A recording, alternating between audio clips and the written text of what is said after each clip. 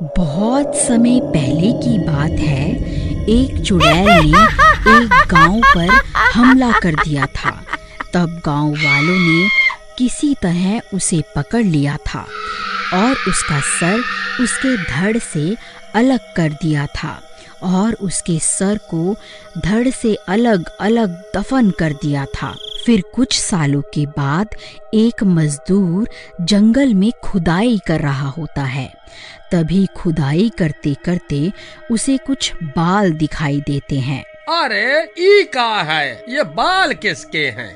फिर गोपी उन बालों को पकड़कर खींचने लगता है। तभी उसके हाथ में उस चुड़ैल का सर आ जाता है। अरे मर गया रे, ये क्या चीज है? ये तो किसी का सर है। हाय रे, अब क्या करूं?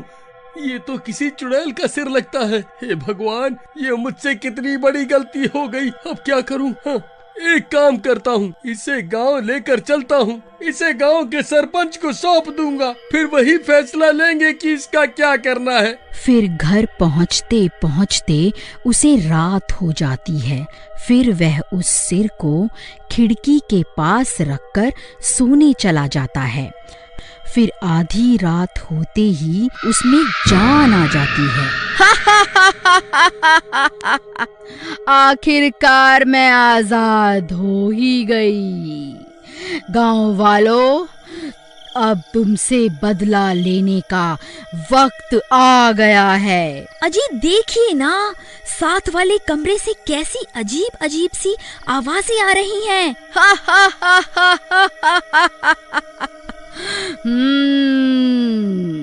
अरे मर गए रे, कहीं उस सिर में जान तो नहीं आ गई? अजी आप किस सिर की बात कर रहे हो जी? हाँ, जब मैं जंगल में खुदाई कर रहा था तब मुझे एक सिर मिला था। मैं उसे घर ले आया, सोचा था सरपंच को सौंप दूंगा, लेकिन रात हो गई तो इसे घर पर ही रख लिया। अरे नास मिटे, चुड़ैल का सर घर पे क्यों ले आया? हे भगवान, अब क्या होगा? तभी वह सिर उनके कमरे में आ जाता है। अच्छा, तो तू ही है जिसने मुझे आजाद करवाया है। हाँ जी चुड़ैल जी, मैंने ही आपको जमीन से बाहर निकाला था। कृपा करके हमें छोड़ दो। ठीक है, तेरी वजह से ही मैं आजाद हुई हूँ, इसलिए तुझे छोड़ रही हूँ। लेकिन उससे पहले तुझे मेरा एक काम करना होगा। तुझे वापस उसी जगह पर जाकर मेरा धड़ भी खोद कर निकालना होगा। अरे मर गए रे, अब क्या करूं? नहीं नहीं चुड़ैल जी, मैं ऐसा नहीं कर सकता। तो फिर ठीक है, मरने के लिए तैयार हो जा। मैं सबसे पहले तेरी पत्नी का सिर खाऊंगी, फिर इसके धड़ पर अपना सर जोड़ूंगी। अरे मर गई रे। नहीं नहीं चुड़ैल जी, कृपा करके रुक जाओ। अजी जल्दी जंगल जाओ और इस चुड़ैल का धड़ खोद कर इसे दे दो, नहीं तो ये मेरी जान ले लेगी। नहीं नहीं चुड़ैल जी, आप ऐसा मत करिए। मैं अभी आपके साथ चलता हूँ और आपको आपका धड़ ढूंढ कर देता हूँ। फिर वह कटा हुआ सिर और गोपी आधी रात को जंगल की ओर चल देती हैं। फिर उसी जगह पहुंचकर धड़ की तलाश शुरू कर देता है। वह बहुत देर तक खुदाई करता है, फिर उसे वह धड़ भी मिल जाता है। चुड़ैल अपना धड़ देखकर खुश हो जाती है। तभी गोपी वहां से भाग जाता है। फिर वह कटा हुआ सर उस गड्ढे में चला जाता है और देखते ही देखते पूरी की पूरी चुड़ैल गड्ढे से बाहर निकल आती है।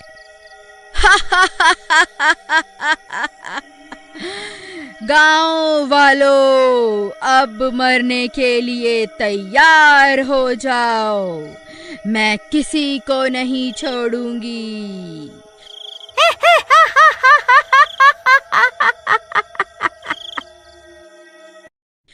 फिर गोपी भागता भागता सीधा सरपंच के घर पहुंच जाता है। अरे सरपंच जी, दरवाजा खोलो, अनर्थ हो गया है, वह सिरकटी चुड़ैल वापस आ गई है। फिर सरपंच अपने घर से बाहर आता है। फिर गोपी उसे सारी बात बताता है। हे भगवान, ये क्या अनर्थ हो गया? हमने उस चुड़ैल के 2 टुकड़े किए थे, अब वह बदला लेने के लिए वापस जरूर आएगी। हमें अभी कुछ ना कुछ करना होगा।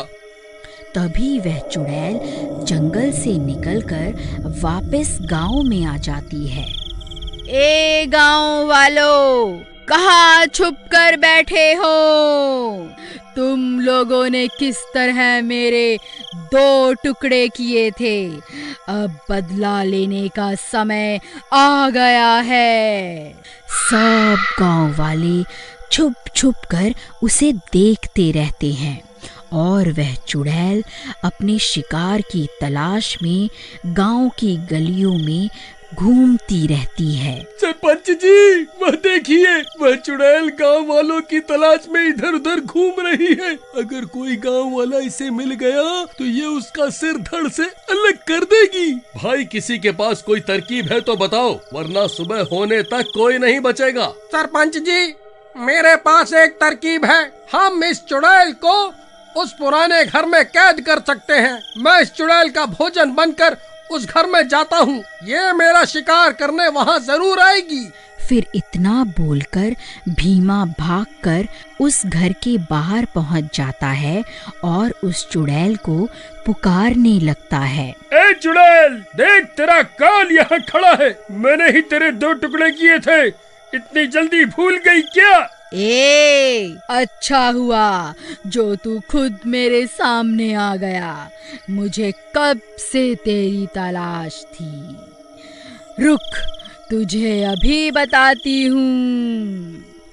फिर जैसे ही चुड़ैल भीमा की तरफ जाती है, भीमा भागकर घर के अंदर चला जाता है और एक जगह पर जाकर खड़ा हो जाता है। उस घर की छत पर गोपी और शिवा पहले से मौजूद होते हैं।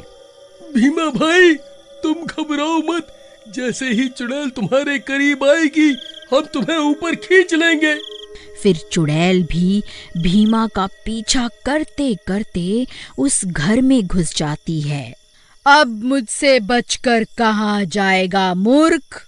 फिर जैसे ही वह चुड़ैल भीमा पर हमला करती है, तभी गोपी रस्सी को नीचे फेंक देता है और भीमा उस रस्सी के सहारे घर की छत पर चढ़ जाता है। फिर तीनों लकड़ी की मदद से छत का छेद बंद कर देते हैं और सरपंच घर का दरवाजा भी बाहर से बंद कर देता है ताकि वह चुड़ैल घर से बाहर ना निकल पाए। फिर वह चुड़ैल उस घर में कैद हो जाती है। ए मूर्ख गांव वालों, तुम्हें क्या लगता है तुम मुझे इस घर में कैद कर लोगे? भाइयों, मुझे लगता है हम ज्यादा देर तक इस चुड़ैल को कैद नहीं कर पाएंगे। सरपंच जी, बस थोड़ी देर में सूरज निकलने ही वाला है। हमें थोड़ी देर तक इस चुड़ैल को इसी घर में रोक के रखना होगा। फिर चुड़ैल जोर जोर से दरवाजा पीटने लगती है। तभी दिन हो जाता है और आकाश में सूरज निकल आता है। फिर गोपी छत पे रखी लकड़ी को भी हटा देता है ताकि सूरज की रोशनी अंदर जा सके। फिर सूरज की रोशनी घर के अंदर जाते ही वह चुड़ैल तड़पने लगती है। ए गांव वालों, तुमने फिर से मुझे धोखे से इस घर में फंसा लिया। ये तुमने अच्छा नहीं किया। अरे मर गई रे, हाय हाय मर गई रे। ये सूरज तो मुझे जलाकर ही दम लेगा। फिर देखते ही देखते वह चुड़ैल जलकर राख हो जाती है और एक बार फिर गांव वालों की एकता की वजह से लोग चुड़ैल से छुटकारा पा लेते हैं।